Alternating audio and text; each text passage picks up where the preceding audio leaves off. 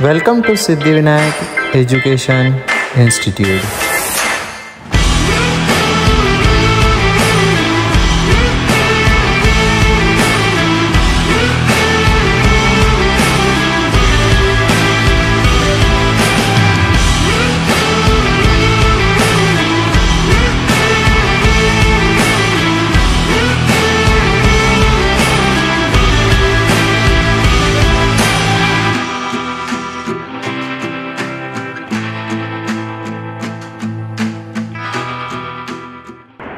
Hello दोस्तों, मेरा नाम तन्मय तराटे है। मैं क्लास 11th विनायक नीट का स्टूडेंट हूँ।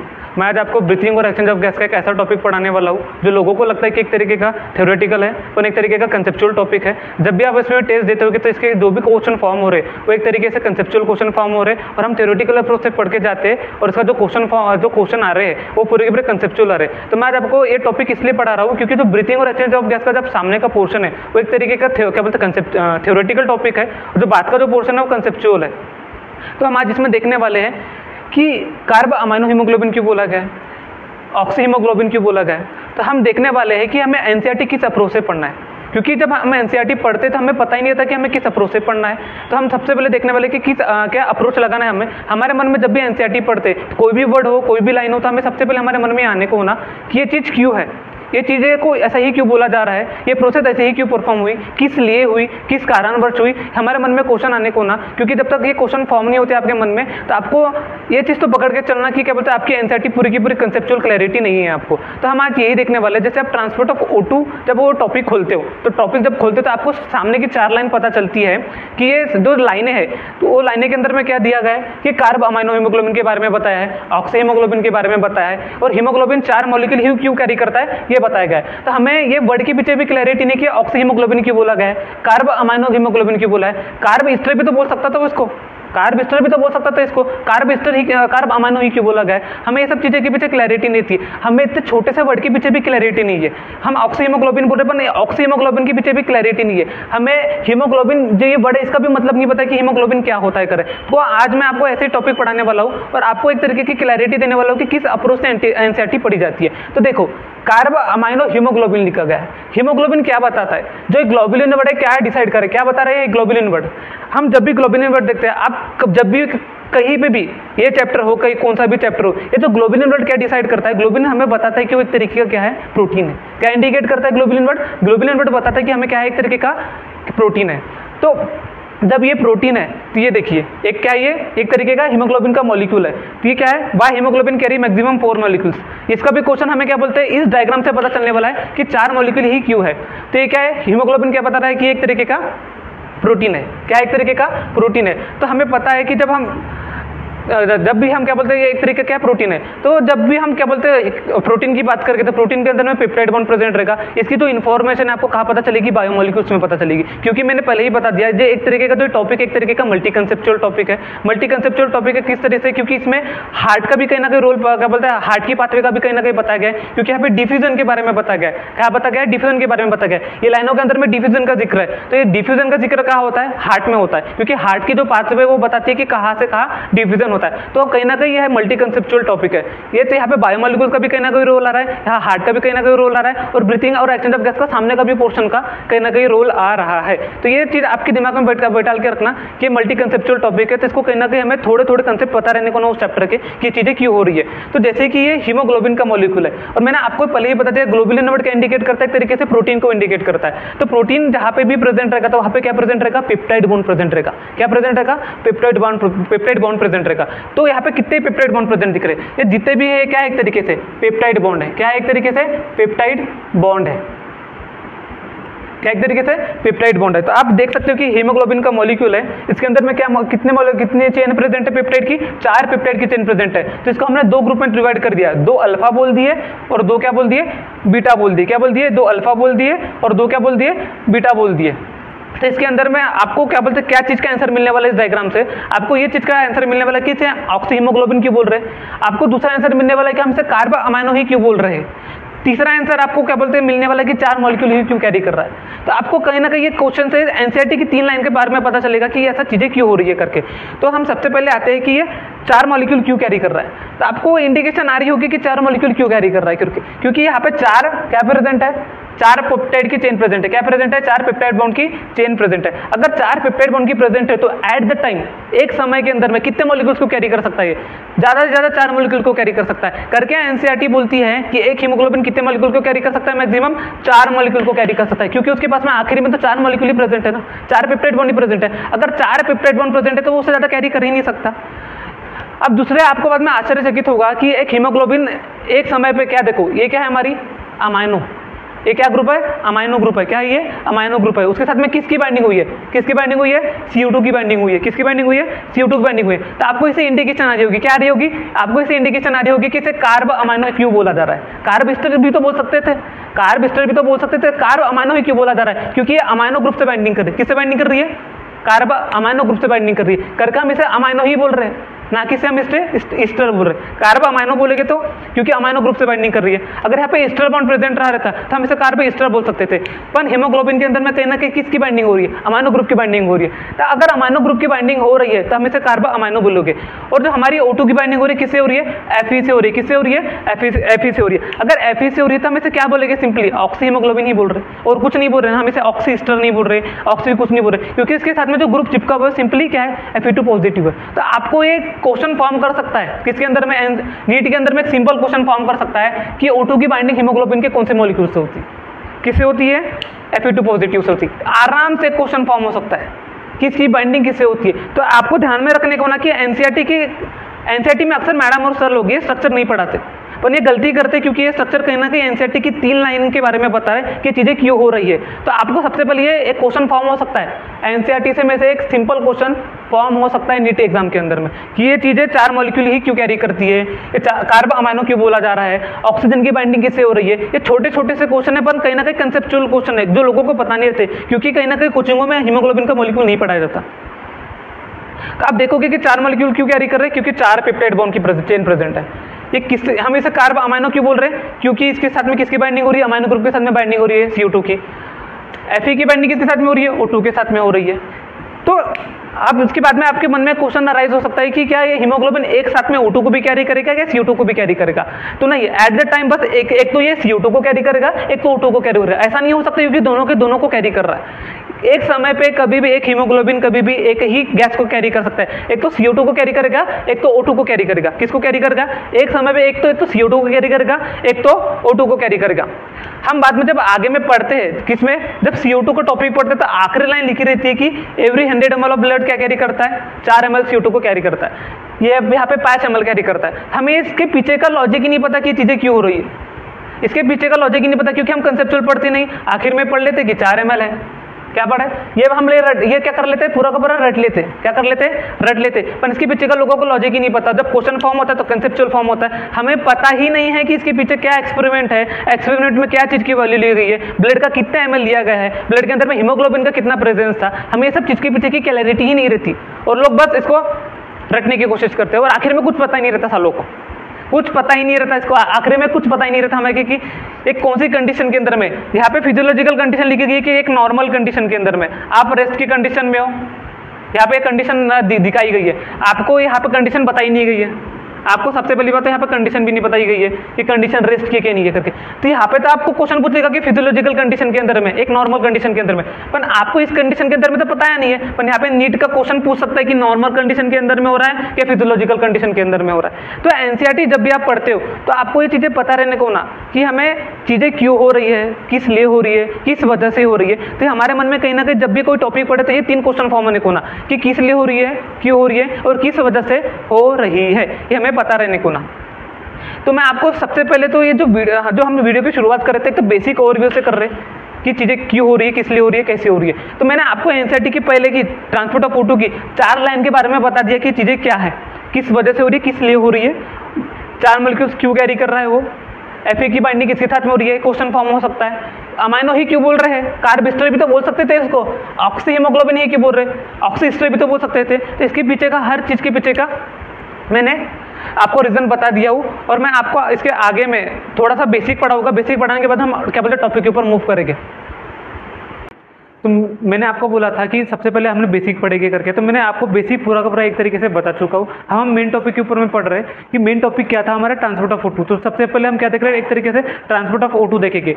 और हमने ट्रांसपोर्ट ऑफ O2 में पहले बताया था कि ट्रांसपोर्ट ऑफ O2 की आखिरी लाइन और ट्रांसपोर्ट ऑफ CO2 की आखिरी लाइन। तो आपको अब समझ में आएगा कि ट्रांसपोर्ट ऑफ O2 की आखिरी लाइन क्यों 5 ml बोल रही थी, ट्रांसपोर्ट ऑफ CO2 की लाइन क्या बेसिस के ऊपर में क्या बोलते हैं 4 ml बोल रही थी, क्या बेसिस के ऊपर में 5 ml बोल रही थी। तो हम देखेंगे कि क्या बेसिस के ऊपर में 4 ml और 5 ml की वैल्यू दी गई थी। तो मैंने आपको सबसे पहले बता दिया था कि हीमोग्लोबिन के अंदर में क्या क्या डाटा बता दिया था पूरा एक तरीके से। तो हम देखेंगे, तो सबसे पहले आपको पता रहने को ना कि टिश्यू क्या है। टिश्यू क्या करते हैं, एक तरीके से ग्लूकोज का ब्रेकडाउन करते हैं, ग्लूकोज का ब्रेकडाउन करते हैं। ग्लूकोज का ब्रेकडाउन करने के लिए क्या चीज की जरूरत पड़ती है उनको, O2 की जरूरत पड़ती है। किसकी जरूरत पड़ती है उन्हें, O2 की जरूरत पड़ती है।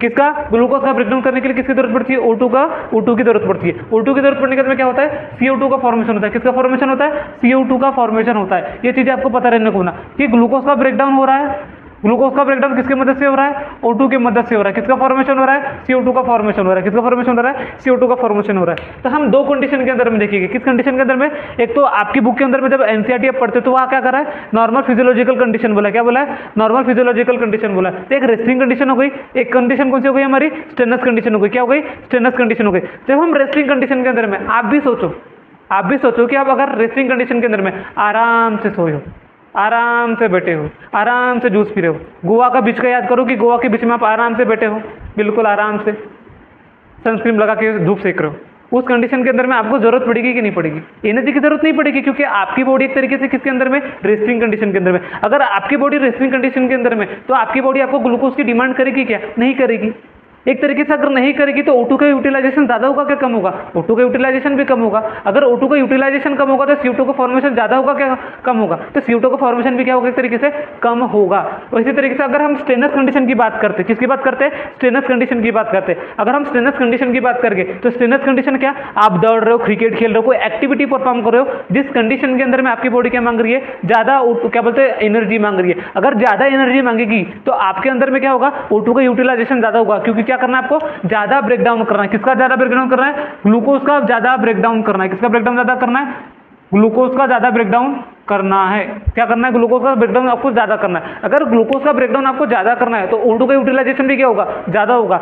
और O2 का यूटिलाइजेशन ज्यादा होगा तो किसका फॉर्मेशन होगा, CO2 का फॉर्मेशन भी क्या होगा, ज्यादा होगा। तो इस कंडीशन के अंदर में हम क्या पढ़ते हैं, यही चीज पढ़ते, क्या पढ़ते हैं, इस कंडीशन के अंदर में हम यही चीज पढ़ते, इस कंडीशन के अंदर हम क्या पढ़ते, यही चीज।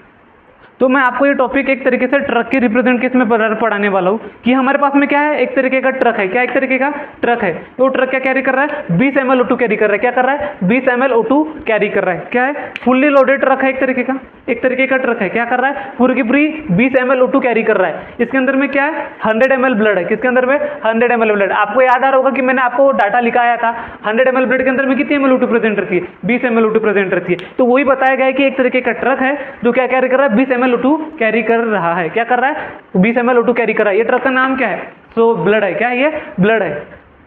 तो ये कितने सीसी का है, 100 सीसी का है। तो इसके अंदर में कितनी ml O2 प्रेजेंट है, 20 ml O2 प्रेजेंट है। ये क्या है, एक तरीके का ट्रक, कितने सीसी का है, 100 सीसी का है। कितने सीसी का है, 100 सीसी का है। और इसके अंदर में क्या है, 20 ml O2 प्रेजेंट है। अगर 20 ml O2 प्रेजेंट है और हमारी बॉडी किसके अंदर में, एक नॉर्मल कंडीशन के अंदर में, अगर हमारी बॉडी एक नॉर्मल कंडीशन के अंदर में, तो उसका ग्लूकोज की डिमांड ज्यादा होगी कि कम होगी, कम होगी। अगर कम होगी तो O2 का यूटिलाइजेशन कम होगा, CO2 का फॉर्मेशन भी कम होगा। ये आपको ध्यान रखने को ना। तो इस कंडीशन के अंदर में क्या मांगता है, टिश्यू को तो ऐसी भी एनर्जी की जरूरत नहीं है, तो टिश्यू क्या मांगता है, तो सबसे पहले क्या करता है, हमें पता है कि मोहब्बत किस किस के बीच में रहती है, Hb और O2 के बीच में क्या रहती है, हमारी मोहब्बत रहती है। ये दोनों एक दूसरे से बहुत ज्यादा प्यार करते हैं। क्या करते हैं, बहुत ज्यादा प्यार करते हैं। पर टिश्यू को पसंद है क्या, ये हमारा क्या है, टिश्यू है। क्या है, हमारा एक तरीके का टिश्यू है। अगर हमारा टिश्यू है तो टिश्यू इन दोनों को एक साथ में कभी नहीं दे सकता है, Hb O2 को। तो टिश्यू क्या करता है, अपना CO2 क्या करता है, CO2 को भेजता है। और CO2 को भेजने के बाद में क्या करता है, ये टिश्यू देख नहीं पाता किसको, Hb O2 को, क्योंकि एक दूसरे से ये प्यार कर रहे हैं। क्योंकि ये किसे प्यार करता है, Hb से प्यार करता है, और Hb किसे प्यार करता है, O2 से प्यार करता है। तो एक तरीके से किसका फॉर्मेशन हो गया, लव ट्रायंगल का फॉर्मेशन हो गया। अगर लव ट्रायंगल का फॉर्मेशन होगा तो एक तरीके का क्या है, ये एक तरीके का ये से प्यार कर रहा है। तो क्या करता है, CO2 एक तरीके की गुंडे, क्या एक तरीके के CO2 एक तरीके के गुंडे CO2 को भेजता है। किसको भेजता है, CO2 को भेजता है। जैसे ही CO2 जाता है तो CO2 क्या करता है, सपासप क्या करता है, O2 को लात मारता है। क्या करता है, O2 को लात मारता है। जैसे ही लात मारने की कोशिश करता है तो कितने ml O2 को लात मारता है, डायरेक्ट 5 ml O2 को क्या करता है, वो लात मारता है। जैसे ही 5 ml O2 को क्या करता है, वो लात मारता है, तो 5 ml O2 क्या करती है, सब नारी बाहर निकलती है। क्या करती है, पूरी की पूरी O2 क्या करती है, 5 ml बाहर निकलती है। तो 20 में से कितनी ml O2 बाहर निकली लात मारने खाने के बाद में, तो 20 ml O2 पूरी की पूरी क्या कर गई, खाने के बाद में बाहर निकल गई। उसे लात खाना पसंद था, इसे लात देना पसंद था, तो वो क्या हो गए, बाहर निकल गए। प्यार का मतलब समझ में आया इन लोगों को। तो क्या होता है, O2 निकल गई 5 ml O2 निकल गई तो क्या होगा, ये टिश्यूज के पास में जाएगी और टिश्यू क्या करेगी, उसका मर्डर करेगी। क्या करेगी, मर्डर करेगी। तो ये टिश्यू क्या कर लेती है, उसका यूटिलाइज कर लेती है। और जो हमारी जो CO2 आई थी, CO2 क्या करती है, Hb के साथ में क्या करती है, बाइंड अप कर लेती है। किस साथ में बाइंड अप कर लेती है, हमारी किस साथ में बाइंड अप कर लेती है, देखो किस साथ में बाइंड अप कर लेती है, Hb और CO2 का फॉर्मेशन हो गया। किसका फॉर्मेशन हो गया, Hb और CO2 का फॉर्मेशन हो गया। और यहाँ पे कितनी ml O2 निकली, 5 ml O2 निकली। कितने ml O2 निकली, 5 ml O2, क्योंकि इन लोगों ने लाते खाए किसके हाथ से, CO2 के हाथ से। और Hb और CO2 का फॉर्मेशन हुआ, और किसका फॉर्मेशन हुआ, 5 ml O2 का फॉर्मेशन हुआ। किसका, 5 ml O2। 5 ml O2 क्या हो गई, बाहर हो गई। ये 5 ml O2 कहाँ जाएगी, ये 5 ml O2 कहाँ जाएगी, टिश्यूज के अंदर में जाएगी। कहाँ जाएगी, टिश्यूज के अंदर में जाएगी। और टिश्यू क्या करेगी, इसका यूटिलाइजेशन करेगी। क्या करेगी, यूटिलाइजेशन करेगी। और यहाँ से कितनी ml CO2 निकली थी हमारी, 4 ml CO2 निकली थी। कितनी ml निकली थी, 4 ml CO2 निकली थी। क्या निकली थी, 4 ml CO2। तो 4 ml CO2 निकली, 5 ml O2 का क्या हुआ, यूटिलाइजेशन हुआ। तो आपकी जब NCERT आप लाइन पढ़ते हो तो उसके अंदर में क्या लिखा है, उसके अंदर में यही तो लिखा है कि नॉर्मल फिजियोलॉजिकल कंडीशन के अंदर में क्या हो रहा है, 5 ml O2 को क्या हो रहा है, यूटिलाइजेशन हो रहा है। और ट्रांसपोर्ट ऑफ CO2 की अगली लाइन क्या बोलती है कि 4 ml CO2। तो ये स्टेटमेंट कहां से आया, इसी कहानी की बेसिस के ऊपर में आया कि ये क्या करता है, Hb और O2 एक दूसरे से क्या करते हैं, प्यार करते हैं। क्या होता है, Hb और O2 एक दूसरे से क्या करते हैं, देखिए मैं आपको यहां पर अच्छे से समझा रहा हूं। Hb और O2 क्या करते हैं एक दूसरे से, Hb और O2 क्या करते एक दूसरे से, प्यार करते। क्या करते एक दूसरे से, प्यार करते। पर इन लोगों को कौन नहीं देख सकता, इन लोगों को टिश्यू नहीं देख सकता एक दूसरे से प्यार करते हुए, क्योंकि टिश्यू किसे प्यार करता है, टिश्यू प्यार करता है Hb से। पर Hb किसे प्यार करता है, O2 से। अगर Hb O2 से प्यार करता है और टिश्यू किसे प्यार करता है, Hb से प्यार करता है। तो अब क्या करता है, ये टिश्यू क्या कर रहा है, ये टिश्यू भेज रहा है किसको, CO2 को। क्या भेज रहा है, CO2 को भेज रहा है। अब CO2 को जब ये भेजता है तो ये CO2 क्या करते हैं, सपासप किसको लात मारते हैं, O2 को लात मारते। किसको मारते, सपासप O2 को क्या करते हैं, लात मारते। जब ये O2 को लात मारते तो O2 क्या होती है, बाहर जाती है। क्या होती है, O2 तो बाहर चले जाती है। अब बाइंडिंग किसकी हो जाती है, हमारी Hb O2 की बाइंडिंग हो जाती है। किसकी, Hb CO2 की बाइंडिंग हो जाती है। किसकी बाइंडिंग हो जाती है, Hb CO2 की बाइंडिंग हो जाती है। जो ये O2 निकली है, O2 कितनी निकल गई, 5 ml O2 निकल गई। कितनी निकल गई, 5 ml O2। कितने में से, 20 ml O2 में से। कितने, 20 ml O2 में से कितने ml O2 निकल गई, हमारी 5 ml O2 निकल गई। और जो Hb CO2 का फॉर्मेशन हुआ तो इसमें से कितनी CO2 निकली, 4 ml CO2 निकली। कितनी निकली, 4 ml CO2 निकली। अगर 4 ml CO2 निकली तो ये स्टेटमेंट के अंदर में जो 4 ml CO2 बोला गया है, ये नॉर्मल फिजियोलॉजिकल कंडीशन की बात की गई है। जिस कंडीशन के अंदर में कितना ml निकला है, 4 ml CO2 निकला गया है। कितना, 4 ml CO2 निकला गया है। अब ये 5 ml 20 में से, 5 ml जो 20 में से निकली गई है, ये जो वैल्यू है इस कहानी की बेसिस पे निकल गई है। क्लास में आपको बताया नहीं गया होगा, क्या नहीं गया होगा, बताया नहीं गया होगा कि वैल्यू आकाश रही है, किस एक्सपेरिमेंट के बेसिस से क्या बोलते हैं वैल्यू निकल गई है। तो आपको ये एक्सपेरिमेंटल वैल्यू एक तरीके से क्या बेसिस पे गई है, आपको मैंने सबसे पहले डाटा बता चुका था कि क्या डाटा के बेसिस पे हो रही है। अब एक तो रेस्टिंग कंडीशन हो गई जो हमारे एनसीईआरटी के अंदर में दी गई है। एक स्टेनस कंडीशन होती है, क्या होती है, एक तरीके की स्टेनस कंडीशन हो सकती है, क्योंकि इसके आधार पे आपको ये पूछ सकता है कि स्टेनस कंडीशन के अंदर में क्या वैल्यू होगी। तो स्टेनस कंडीशन है क्या है, एक तरीके की कंडीशन जिस कंडीशन के अंदर में हमारी बॉडी क्या कर रही है, डिमांड कर रही है। किसकी डिमांड कर रही है, O2 की डिमांड ज्यादा कर रही है। जब O2 की डिमांड ज्यादा करेगी तो ज्यादा CO2 निकालेगा। कौन ज्यादा CO2 निकालेगा, हमारा टिश्यू ज्यादा CO2 निकालेगा। देखो जब हमारा CO2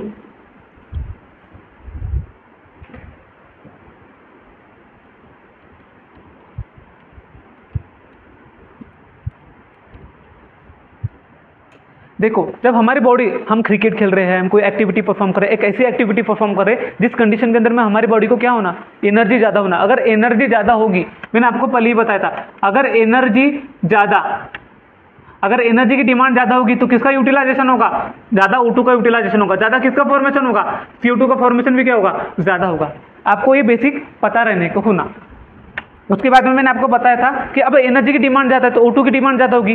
तो जब वो टिश्यू है, मैंने आपको पहले बताया लव ट्रायंगल है, टिश्यू प्यार करता है किसको, Hb को। किसको प्यार करता है, Hb को। तो टिश्यू किसको भेजता है, CO2 को। ये हमारी क्या है, Hb O2 कितनी है यहाँ पे, 20 ml। तो क्या होता है देखिए, जो टिश्यू के अंदर में CO2 है, CO2 कहाँ जाती है? HbO2 के अंदर में कहाँ जा रही है? इसके अंदर में जा रही है। ये टिश्यू जा रही है, कितनी ml CO2 जा रही है? कितनी CO2 जा रही है? 14 ml CO2 जा रही है। कितनी ml जा रही है? 14 ml CO2 जा रही है। कितनी ml जा रही है हमारी? 14 ml CO2 जा रही है। कितनी ml जा रही है? 14 ml CO2 जा रही है। जो हमारी 14 ml CO2 जा रही है, ये क्या करती है? सपासप लात मारती है। किसको सपासप लात मारती है? हमारी HbO2 को लात मारती है। बेचारी HbO2 को जैसे ही लात मारती है तो इन लोगों का प्यार टूट जाता है। क्या हो जाता है? टूट जाता है। इनका लोगों का क्या हो जाता है? ब्रेकअप हो जाता है। एक तरीके से क्या हो जाता है? ब्रेकअप हो जाता है। तो Hb क्या होता है? अकेला हो जाता है। O2 क्या हो जाता है? अकेला हो जाता है। इन दोनों का पैचअप नहीं होता। इन लोगों का क्या हो गया? ब्रेकअप हो गया। क्या हो गया? ब्रेकअप हो गया। तो O2 क्या करता है? O2 कहाँ जाता है? टिश्यूज के पास में जाता है बदला लेने के लिए। पर टिश्यू क्या करता है? उसका मर्डर कर देता है। क्या कर देता है? उसका मर्डर कर देता है। उसको एक तरीके से क्या कर लेता है? यूटिलाइज कर लेता है। किसके लिए यूटिलाइज कर रहा है? ग्लूकोज का ब्रेकडाउन करने के लिए यूटिलाइज कर रहा है। इसमें से कितनी ml O2 निकली हमारी? 15 ml। कितनी ml निकली? 15 ml O2 निकली। कितने ml O2 निकली हमारी? 15 ml O2 निकली। तो पूरी कहानी का सार क्या था?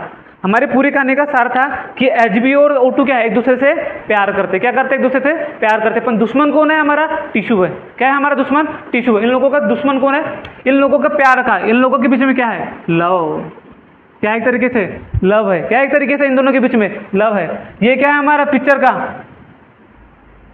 विलन है। क्या एक तरीके से? विलन है। एक तरीके से क्या है? हमारा विलन है। तो ये लव तो देख नहीं सकता ये, क्योंकि ये किससे प्यार करता है? Hb से प्यार करता है। तो ये क्या करता है? अपने गुंडे भेजता है। गुंडे कौन है इस मूवी के अंदर में? CO2। गुंडे कौन है? CO2। ये CO2 जाते, कितने CO2 जा रहे हैं अभी? 14 ml CO2 जा रहे। किसको लात मार रहे? O2 को लात मार रहे। किसको लात मार रहे? O2 को लात मार रहे। बेचारी O2 क्या कर रही है? बाहर आ रही है। ये बोलती है मैं बदला ले लूंगी करके। ये क्या बोलती है? अकेले जाऊंगी बोलती है और बदला लेके आऊंगी करके बोलती है। किससे? टिश्यू से। जैसे ही जाती है, ये 14 ml तो चले गए थे, पर कम से कम 6 ml तो यहाँ पे बाकी थे। 6 ml तो कम से कम बाकी थे। ये 6 ml इस लोगों का सब मर्डर करते थे। इसके टुकड़े भी नहीं मिलते। इसको इतना मारते। टुकड़े मारने के बाद क्या होता है? टिश्यूज को यूटिलाइज कर लेते हैं। किसका ब्रेकडाउन करने के? ग्लूकोज का ब्रेकडाउन करने के लिए। किसका ब्रेकडाउन करने के लिए? ग्लूकोज का ब्रेकडाउन करने के लिए। किसका ब्रेकडाउन करने के लिए? ग्लूकोज का ब्रेकडाउन करने के लिए। किसका ब्रेकडाउन करने के लिए? ग्लूकोज का ब्रेकडाउन करने के लिए। इसमें से क्या निकले? 14 ml CO2 निकली। 14 ml CO2 जैसे ही निकली तो ये O2 क्या निकली? बाहर निकल गई। क्यों? क्योंकि CO2 के जो गुंडे भेजे गए थे, ये O2 को क्या कर रहे? सपासप क्या कर रहे? लात मारे। लात मारने के बाद में कितनी ml O2 निकली हमारी? इसमें से 14 ml O2 निकली। तो इसमें से क्या होगा? जब हमारी 20 ml O2 में से, जब हमारी 20 ml O2 में से कितनी? जब हमारे 20 ml O2 में से अगर 5 ml O2 क्या होगी? यूटिलाइज होगी। अगर 5 ml O2 यूटिलाइज होगी तो कितना % डिसोसिएशन हो गया हमारा HbO2 का? HbO2 का डिसोसिएशन है क्या होता है? डिसोसिएशन है ना, ये पहले HbO2 एक दूसरे से जुड़े हुए थे। किससे हुए थे? जुड़े हुए थे। अभी जुड़े हुए थे तो क्या कहते थे? पूरे के पूरे 20 ml थे। कितने थे? 20 ml थे। अब इनका डिसोसिएशन हुआ। क्या हुआ? इनका ब्रेकडाउन हुआ। तो कितने ml का ब्रेकडाउन हुआ? 5 ml क्या होगा? निकल गया। तो एक तरीके से कितना? 25% क्या हुआ? डिसोसिएशन ऑफ HbO2 हुआ। कितना? 25% ऑफ डिसोसिएशन ऑफ HbO2। तो रेस्टिंग कंडीशन के अंदर में यही लिखा गया है कि अब अगर हमारी बॉडी नॉर्मल कंडीशन के अंदर में तो क्या होता है? 5 ml O2 क्या हो रही है? निकल रही है। क्या हो रही है? निकल रही है। तो कितने ml में से? 20 ml में से क्या निकल रही है हमारी?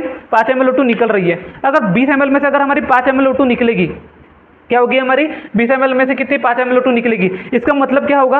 25% ऑफ डिसोसिएशन क्या होगा? HbO2 का होगा। कितना? 25% ऑफ डिसोसिएशन ऑफ HbO2 होगा। उसी कंडीशन के अंदर में आपको ये लाइन समझ में आएगी। क्या हो गई? ये लाइन समझ में आ गई कि इसकी एनसीईआरटी की 5 ml ही क्यों बोल रहा है। उसके बाद में स्टेनस कंडीशन के अंदर में, स्टेनस कंडीशन में से एनसीईआरटी में दी नहीं गई है, पर आपको जनरल नॉलेज रहने को ना कि स्टेनस कंडीशन के अंदर में कितने ml O2 निकल रही है? 15 ml O2 निकल रही है। तो 15 ml O2 निकल रही है, इसका मतलब कितना? 25% ऑफ डिसोसिएशन ऑफ HbO2 हुआ। कितना? 75% क्या हुआ? 75% क्या हुआ? HbO2 का क्या हुआ? डिसोसिएशन हुआ। उसी तरीके से कितनी ml O2 का क्या बोलते हैं टिश्यूज अपने इसके अंदर HbO2 के लिए तो निकल गई? तो 4 ml गई। कितनी ml गई?